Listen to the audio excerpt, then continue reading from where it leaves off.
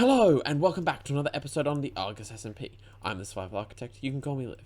And in today's video, we are back on the server. It's been a fairly long time for me, it's been like a month and a half since I was last on the server. The last thing I did before I logged off was get all my stuff back. You might remember, at the end of the last episode, I lost all my stuff multiple times.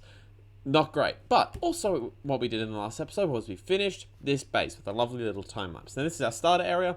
We've got food supply in that barn over there. We've got villagers in here and in here. This is our original build. That's Melon's original build, and that's our nether portal room. We also have a slime farm down below, which is sitting over there. But in today's video, we are going to start by moving out of here. We're going to make our mega base.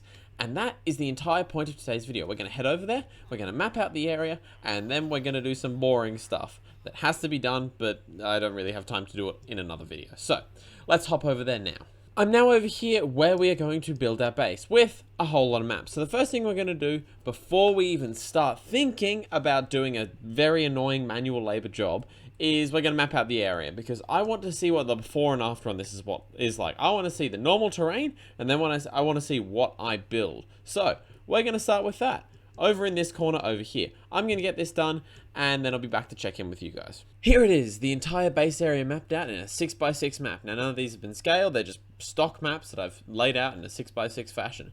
I wanted to get this snapshot of what this area looks like before I happen to it. Now there's obviously some changes. This was Melon digging up some stuff. There's a couple of creeper holes over here from when I started a raid. And then this is the channel that I dug out to mark out the edge of the base. It goes all the way over there and all the way down here. So, now that this has been done and all the maps have been locked, I need to get to work. Now you see all this blue stuff here, all this water? Yeah, that needs to go. All the immovable objects in the world, those need to go.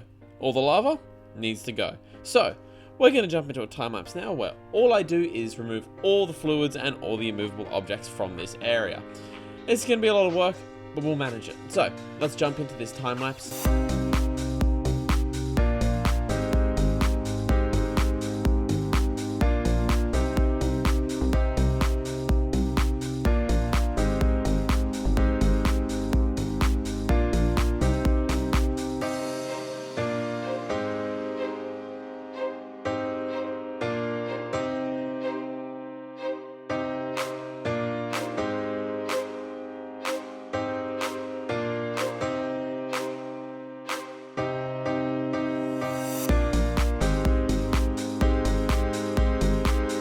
Well, I've got some good news. This is the first TNT duper I've set up. I was busy digging or removing all the water from that river over there when I realized I can just use sweepers to get rid of them, similar to what Il Mango does. So, what I decided to do was shift tax and start digging out the trenches for the World Eater. This is one of them. I'm using a simple TNT duper like I showed off in a previous video to create a channel. Now, I've died. I was testing it and I died. I broke it like 4 times. I had to remove some water. I've still got more water to remove. So what I'm going to do is just keep an eye on it, make sure that nothing blows up, make sure nothing breaks, and I'll be back once all 4 trenches have been dug. I might time lapse it, but this area is huge. Like, you can't see the machine over there that sets it off, and you can only just see where it finishes. So yeah, bit of a problem. We'll see how it goes, but you can see it's moving along pretty well. I'll be back once all 4 trenches have been dug out by World Eaters. Well, it's been a few days. I've actually been away a couple of times, and as you can see, I now have the entire trench dug out. I don't know why these are still going back and forth, but they are. The entire trench has been dug out. This place is really, really, really long. Look at the size of it. You can't see the other end. We're going to need to turn up the server render distance to be able to see it. But this area has been completed. Now, it took 2 sets of flying machines because I couldn't bother to move them down. The first one was up here and it bombed out down to Y0.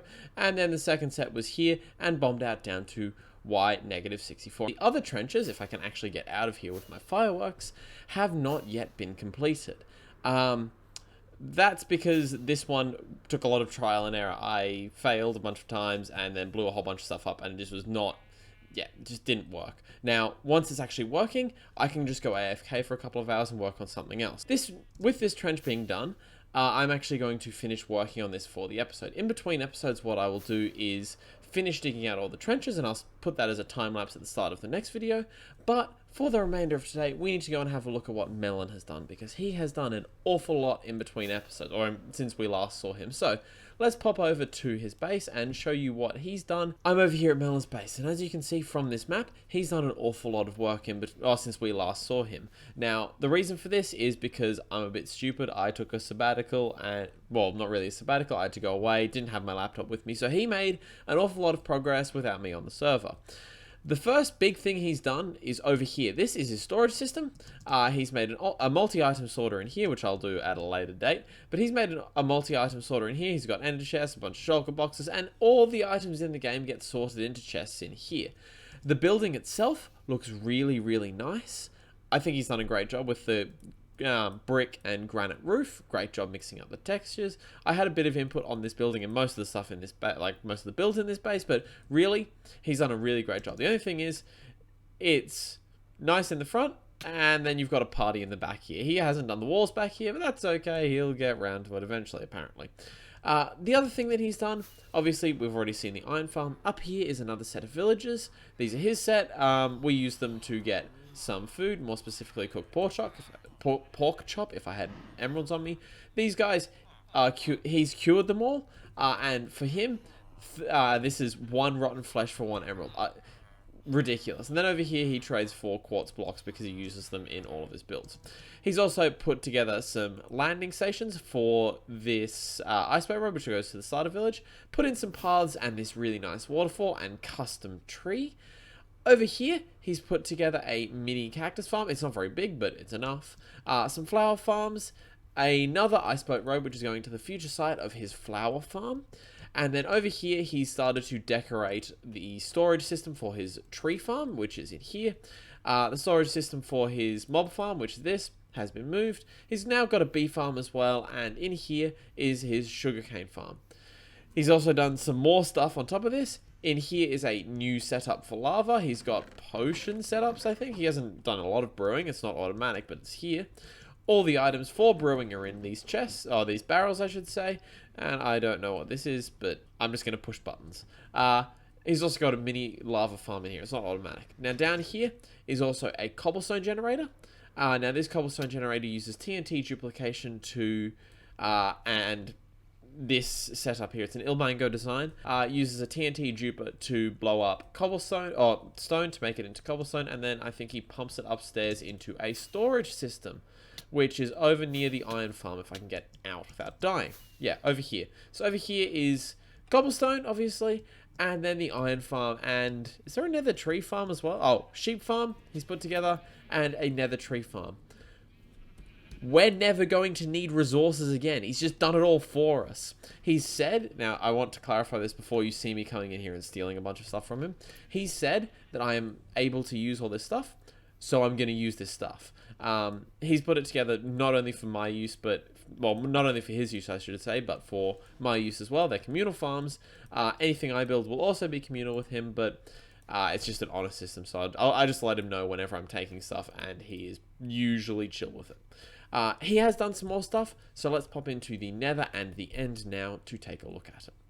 I've just come through from Melon's base, which is through this portal, and as you can see, he's also been really busy here in the nether. Now, these are our nether tunnels. These were already here, but he has proceeded to put down iceboat roads, which we still don't have boats for, and decorated the nether tunnels with some very nice nether woods, which he used his nether tree farm to get. So, essentially, that way is the starter base. It's the red tunnel, and then the green tunnel here is the end. So if we head down here to the end, you'll be able to see what he's done over here. I'm now here in the end, and as you can see, that's just as it was before. But if I turn around, you can see some decoration. Some tunnels have been put together, but really, down here is where it's at. That's just a bubble elevator that goes down to a corridor. This is the way out to the Ender, and that's where that bubble elevator goes. But there's also a way to fly down and an entrance pad over here. Now, you can see we've been AFK a fair bit. There's a lot of... Oh, I should turn down my sounds for this. The Ender is also here. Now, I'm not sure if I've shown this off on camera, but essentially, this is going to get very, very loud. This thing produces more levels than you can absorb in 1 hour. It's ridiculous. Look at this. It produces so many levels. I left my valuables box here. Oops.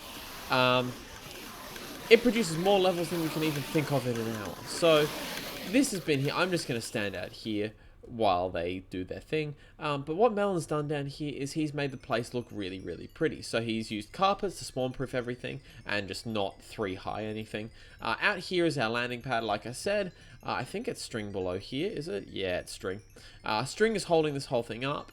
And then up there just is a bunch of Enderman faces. Now, this took him a number of hours to do. It was not just this, it's also building the Ender, and which includes getting one of these guys, which is an Endermite. And also, if I drop into the void real quick, I've got enough rockets. You can see a dropper setup that is essentially dispensing all the Ender Pearls into the void. So, that's all he's done here, and that is all the stuff he's built on the world so far, I think. Hang on. Yes, that's all of it. So, with that, I'm going to head back to our starter base to sign off the episode. Back here at the starter area, I'm going to sign off the episode. We've done a fair bit of stuff today. We put together the trenches, or some of the... We removed some water... Oh, this is... What is happening?